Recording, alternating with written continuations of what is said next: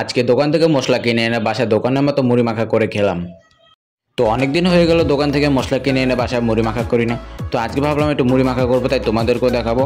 তো সর্বপ্রথম বাসার থেকে বের হয়ে আমি হাঁটতে হাঁটতে মুড়ির দোকানে চলে আসলাম। তো এটা হলো আমাদের এলাকার একটা ভাইরাল একটা মুড়ির দোকান। আপনারা অনেকে চিনে থাকবেন, যারা চিনে না তারা ইউটিউবে সার্চ দিয়ে দেখতে পারেন রাজুদার পিনিক ঝালমুড়ি লেগে, তাহলে চিনতে পারবেন। তো এক পাশে রাজুদা ঝালমুড়ি বিক্রি করে, আরেক পাশে তার স্ত্রী মশলা বিক্রি করে। তো আমি মশলাটা অর্ডার দিয়ে দিছি, তো মশলাটা বানাচ্ছিল। তো এখানে আরও লোকে এসেছে মশলা নিতে। তো মশলাটা বানানো শেষ হয়ে গেলে তো মশলাটা নিয়ে বাসায় এসে পড়লাম।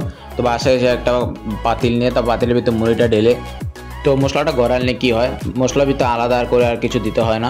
তো তারাই মশলার ভিতরে দিয়ে দেয় যা যা লাগে মুড়ি খেতে। তো তারপর আমি মশলাটা ঢেলে তারপর আমি মুড়িটা মাখা শুরু করে দিলাম। তো আস্তে আস্তে মুড়িটা মাখছিলাম, তারপর দেখতে তো পাচ্ছেন কত সুন্দরভাবে মাখা হয়েছে, কত সুন্দর দেখা যাচ্ছে। তো এখানে আমি আমার ছোটো ভাইকে একটা প্লেটে করে মুড়ি দিয়ে দেবো। তো আমার ছোটো ভাইকে মুড়িটা আমি দিয়ে দিলাম। তো মুড়িটা দেওয়া শেষ হয়ে গেলে তারপর আমি এখন খাওয়া শুরু করব। মুখে দেওয়ার পর আমার কাছে খুবই ভালো লাগলো, এক কথা সেই স্বাদ। তো আমাদের এখানকার রাজুদা যেমন ঝালমুড়িটা ফেমাস, তার মশলাটা অনেক ভালো লাগে। তো আমি মশলা দিয়ে মুড়ি খেতে থাকি। তোমরা চ্যানেলটা সাবস্ক্রাইব করে দিও। ওকে, আল্লাহ হাফেজ।